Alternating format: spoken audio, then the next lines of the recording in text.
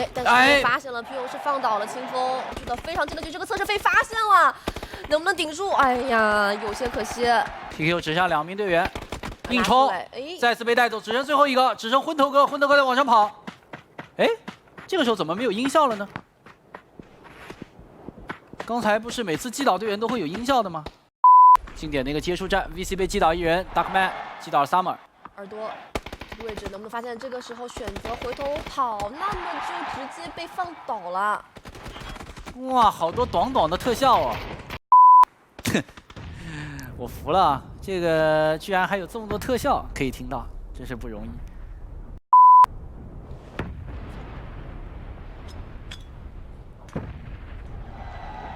这边对 VC 被2个队夹住，应该只剩1个了。交战的中间又听到特效了吧？听到特效了？有的，有意思吧？嗯。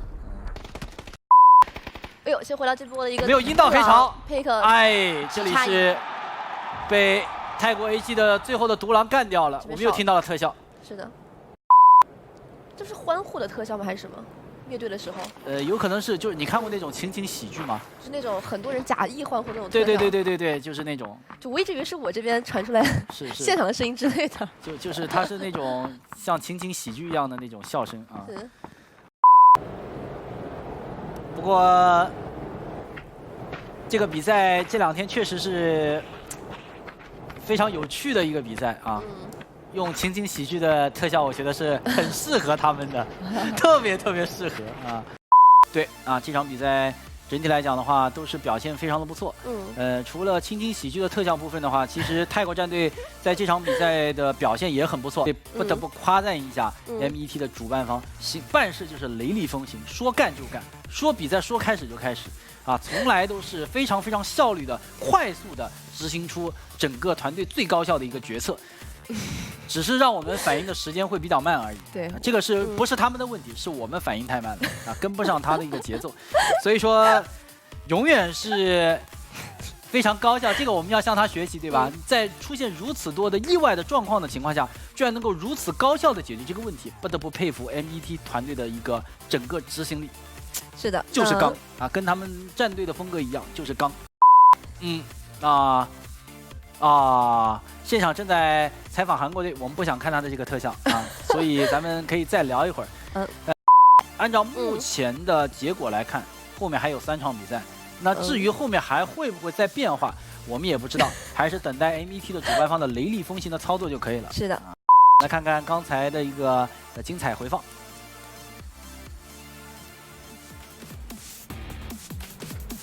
这是我们看到这一波 DTN 面对 BA。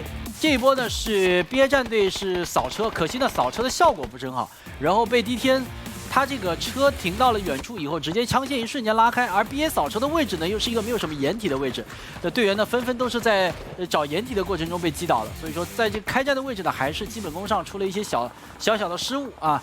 这里 VG 战队呢我们也是看到是在撤离的过程中，撤离的时间点正好是被Genji 卡住了所谓的 timing 啊，这个在最早的星际的时候，我们就说提出来的一个非常重要的一个概念 timing， 这个时间你抓住了，你就是一个很好的机会；错过了，那你就是错过了一个非常好的得分机会。是的，这边的话是微博的一波攻防，但是情况有些糟糕，非常可惜。有些急躁，对啊，有些急躁。烟雾弹、手雷，可能也是由于他们是这场比赛转移速度最慢的队伍，可能导致收集的物资不是很多。是的，那么幸好103最后是稳住了。